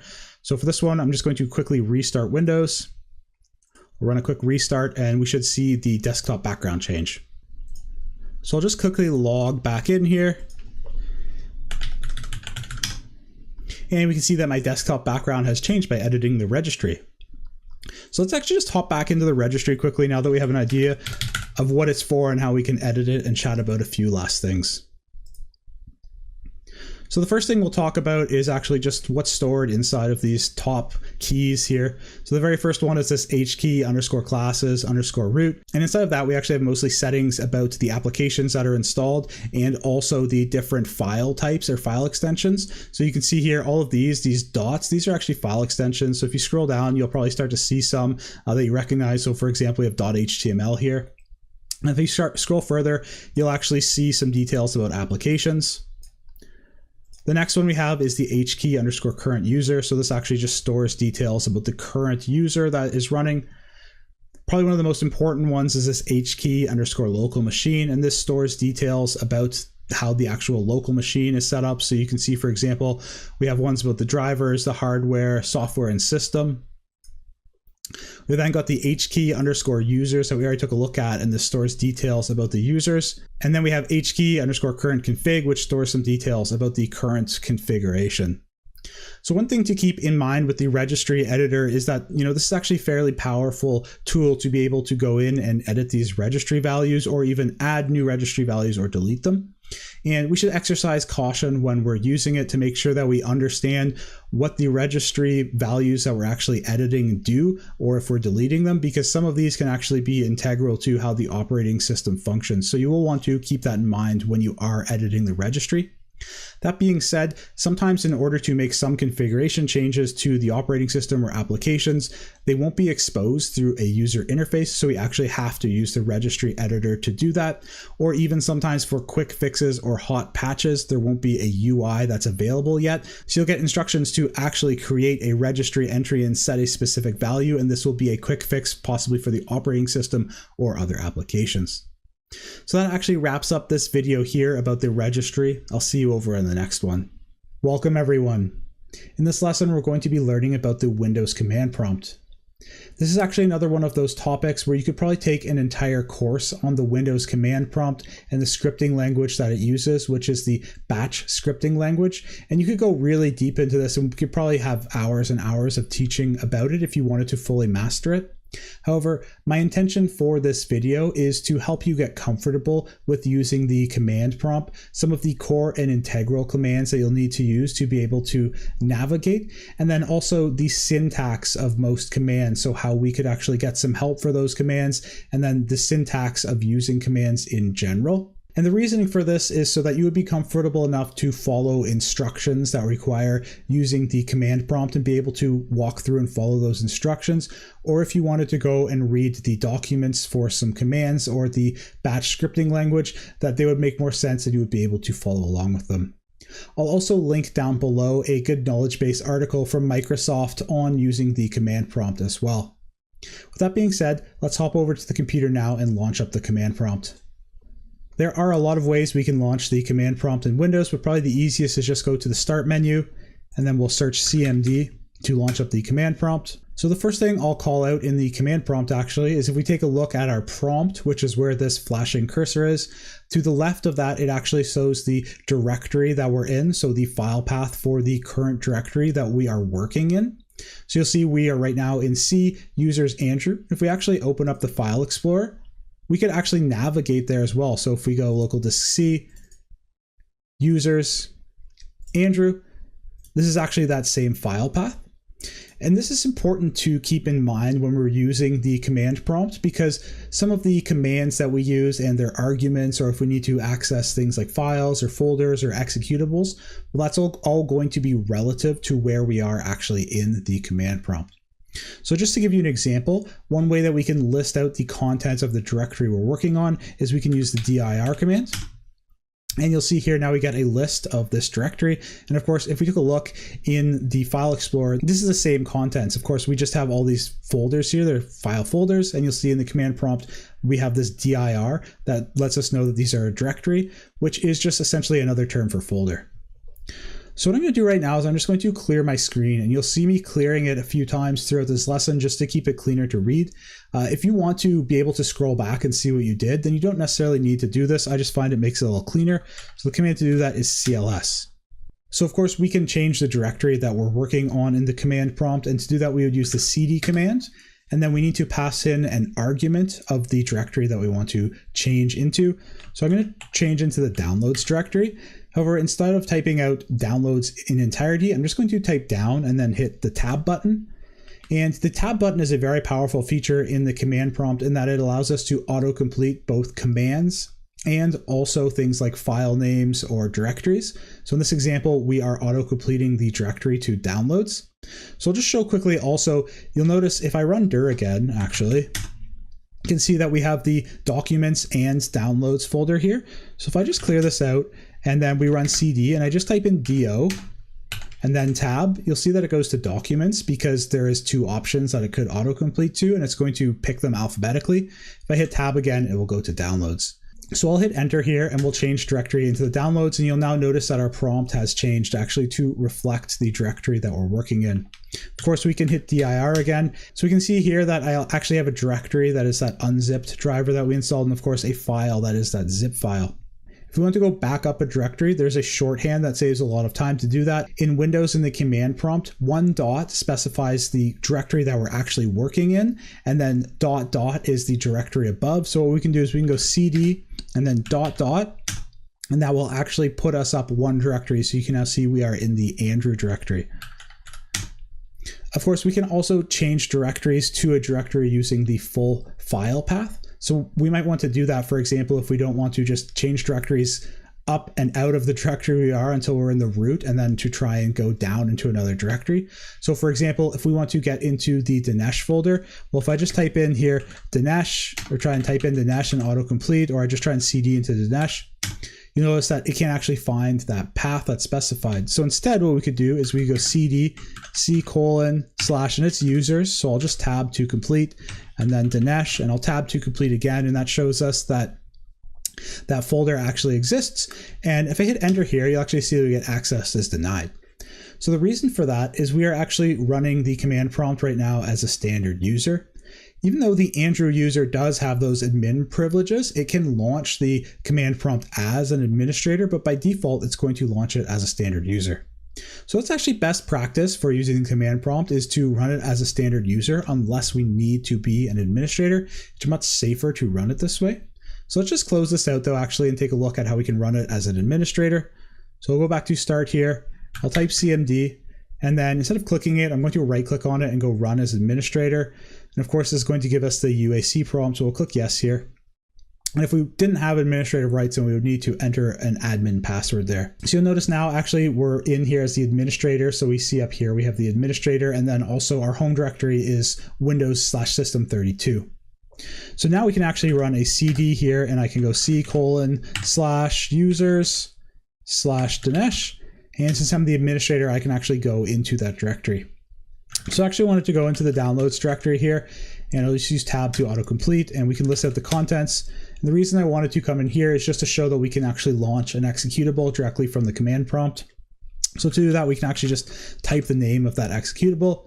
I'll hit enter, and you actually see that it launches up. So I'm going to close mine because I don't want to run it, but that's how we can actually launch an executable from the command prompt. There's actually a lot of really useful built-in commands that we can access through the command prompt. And so what I'm going to show right now is I'm going to show two of them. And my intention again for showing these is not specifically to talk about the command, but just to go over the syntax of running commands through the command prompt.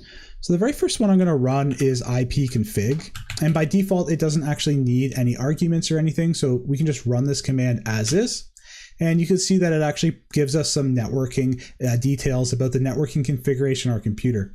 And we'll cover what these are actually more in depth in the networking section of the course. So this command is very powerful though, and it actually has a lot more options that we can pass in as arguments to the command to get more details or actually have it perform actions.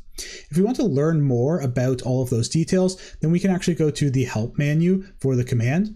So pretty much all of the commands that are built into Windows are going to have a help built into them, and we can access that by actually, if we type out the command name, and then we go a slash and question mark, and we hit enter, it's going to bring up the help menu. So for me, it scrolled all the way through, so I'll just scroll back up here.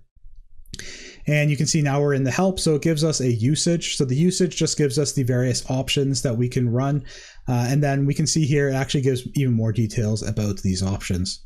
So there's a couple ways that you can add options onto a command in Windows. So one of them, like this one, is using the slash. So if we go, for example, ipconfig, and then one of the options was /all, then now we actually get a bunch more details that come through because we use that /all option. Not all commands in Windows actually use slash though. Some of them use dash. So if we take a look at the ping command, for example, this is another networking utility. So if we go ping and we actually just try and run ping by default, it's actually going to bring up the help for that. And the reason for that is because we're not using it properly. So we of course also could bring up the ping help command with that /? And then if we actually take a look at the usage, it tells us that we need to pass in at the end here a target name. And then when we have all of these options and they're in square brackets, that means that they're actually optional and we don't necessarily need to pass them in. So to use ping without any options, at a minimum, we need to specify the target name. So let's take a look at doing that. We can go ping, and then we'll use 8.8.8.8 as our target. And you can see by default, it sends out a ping 4 times. And if we get a reply back, we'll see that reply. So let's just take a look at the help one last time here. And you see that one of the options that we get is this -n, and then we have a count here. And it tells us that this is the number of echo requests to send. So if we look at the usage here, we actually see we have this option where we can do -n, and then we actually put in the count, and this is going to be a number. So the syntax for that then is going to be, we'll go ping, then we'll type out the option, and then we need to pass in the argument that fulfills that option. So if I just run 12 here, and then we finally need the argument for the target name that ping requires. So again, we'll go 8.8.8.8. And I'm going to hit enter here, and now we'll see that it actually starts to go, and it's going to go past 4, and this would run for 12 times. But one other thing that I want to show is if we want to kill this early, we can hit Control+C. That allows us to actually just halt an operation or a command from running and kill it, and that's what Control+C does. So of course, this really just scratched the surface of using the command prompt and navigating it. And of course, my intention here is to help you get comfortable enough that you could read the documentation or follow instructions to use the command prompt.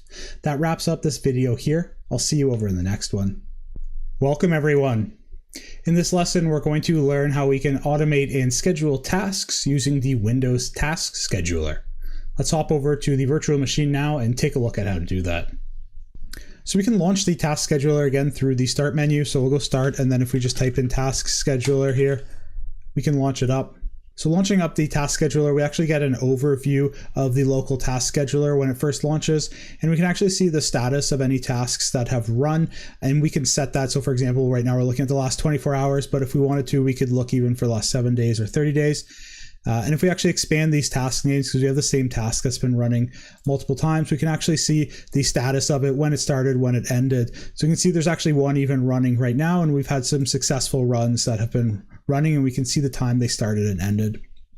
If we scroll down, we can also see the active tasks. So these are tasks that are currently enabled and have not expired. This doesn't mean specifically that they're running right now. It means that they're active to be triggered. So there's a bunch here that are actually potentially going to be run, and we can see what the actual triggers are for them and the next time that they would be set to run.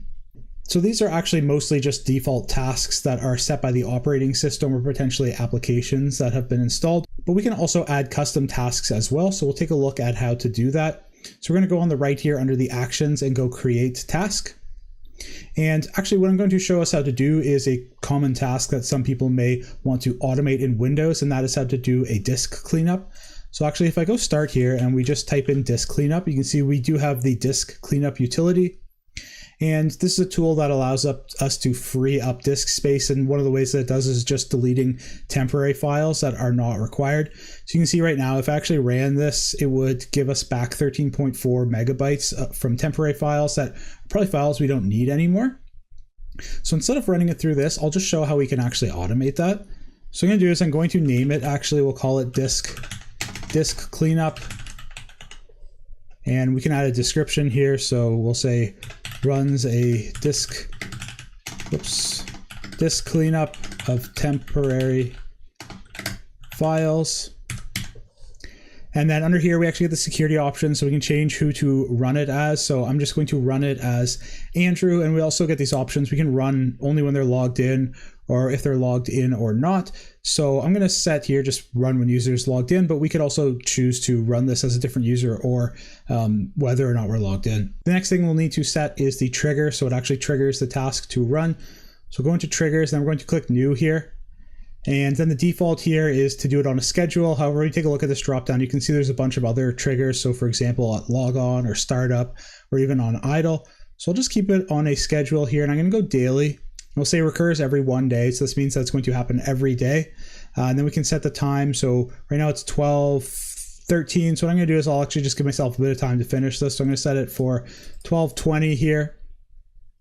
And we have some advanced settings here, but I'm not going to hit any of these. We'll just leave it enabled and click OK. The next thing we'll need to specify is the action that's going to take place when we hit that trigger. So we'll go to actions here and we can create a new one. And we actually want to start a program. So essentially this is actually going to be like if we started this program through the command prompt. And this program is called clean mgr. So if you actually just open up a command prompt here and we actually just run, so it's called clean mgr. You'll see what happens when we actually just launch it like this. It's just going to actually bring open this disk cleanup utility. So what we need to do is we actually need to look at the option that we're going to pass in just to automatically run that cleanup. So if we actually go clean mgr again and we go slash with this question mark, we get the usage, and the one that we actually want is this slash sage run :n, and that's going to be the one that runs it for our drive. And the way that I actually know this is there is a great knowledge base article from Microsoft that I went and read that showed how to automate doing this. So I'll link that below, but that's how I knew which one to pick up for this one. So I'll just actually leave this open because it's going to help us with this creation of this task. So we can go, it's clean mgr, and then if I just actually bring this one back, actually it's this here, the usage, it is slash sage run :n.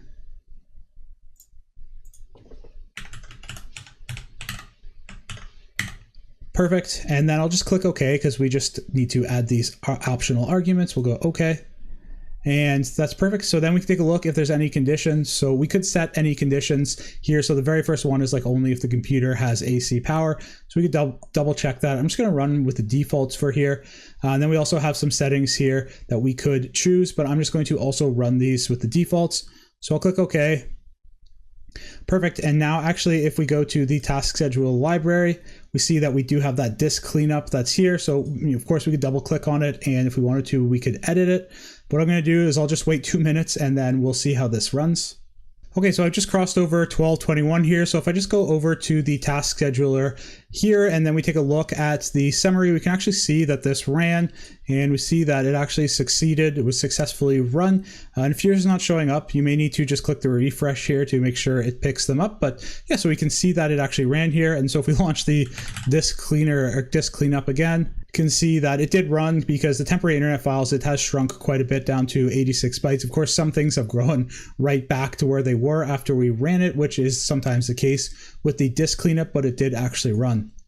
So that just shows how we can use the task scheduler to automate tasks. Again, we can be much more complex with this and actually write scripts in either the batch scripting language or PowerShell, another scripting language we'll take a look at later on in this course. And we can use the task scheduler to trigger those to perform more complex operations as well. That wraps up this lesson. I'll see you over in the next one. Welcome everyone. This lesson is going to be another ticket interrupt. Just a really quick reminder on the format of that. I'll go through the ticket here and what needs to be done to close out that ticket or what's requested. And then after that, I'll flash up on the screen a paused here indication. And I would highly recommend you pause the video and then go onto your Windows VM and attempt to actually close out the ticket or do what's requested. And then when you're done that, if you get stuck or if you complete it, unpause the video and I will go over the solution. So let's hop over and take a look at the ticket now. So you have this ticket where the subject is add user to Windows computer. And then if you take a look, it says, hello admin, could you please add a local user Richard to the Windows computer? Please create the account so that the user will have to change their password the first time they log in. In addition, please make the user a local administrator.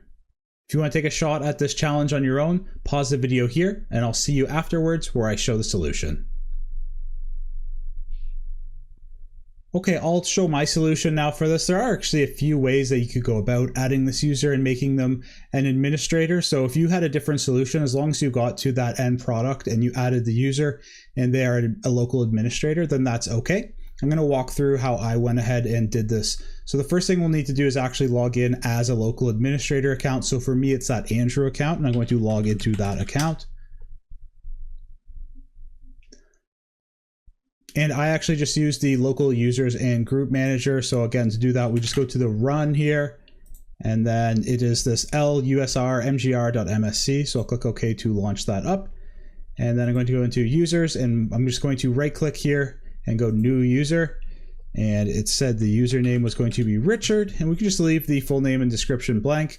And then I'm going to set a password here for them. You can set whatever password you want. And I'll leave this user must change password at next logon checked here. We can just go create. Perfect. And now we've got this Richard account here. So what I'm going to do is now go to the groups, and we need to go to the administrators group, and we're going to add, and I'm going to add Richard to the group.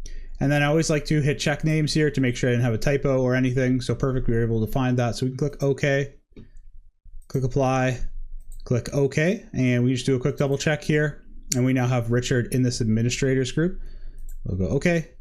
And I'm just going to close this, and what I'll do is I'm just going to restart the computer quickly, and we'll make sure we have that Richard user that's actually properly added, that they have to change their password, and that they're also an administrator. So I'll just restart here, and we'll log into that Richard account. Okay, so I'm seeing the Richard account is showing up here, so I'll just put the password that I created. You can put whatever password you want. Perfect, and then it's asking us to change the password, so I'm just going to set a new password for them. Again, you can set whatever password you want here. Perfect. So now we can actually log in with this account. I'll just give it a second here to set everything up and see once it's done setting up. I'm going to say no to all of the privacy options here.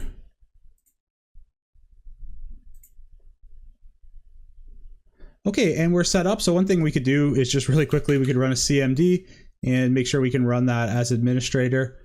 Perfect. And because it's the UAC prompt, we can just click yes, and we have pulled this up as administrator. So there's a lot of ways to confirm that we actually have those administrative privileges, but this is just one quick way that we can. That wraps up this ticket interrupt here. I'll see you over in the next lesson. Welcome everyone. This video is actually going to be a wrap up for this section of the course. First off, congratulations on making it through this section. I know it was one of the lengthier ones in this course, and that's just because of how important understanding Windows is to any role in IT, especially at the help desk level. We covered a lot of different topics about how to do local administration of Windows and the basics of the Windows operating system.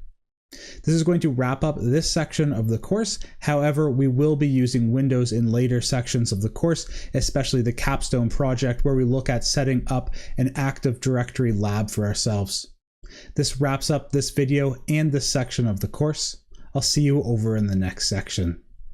Welcome everyone. In this section of the course, we're going to be learning about the Linux operating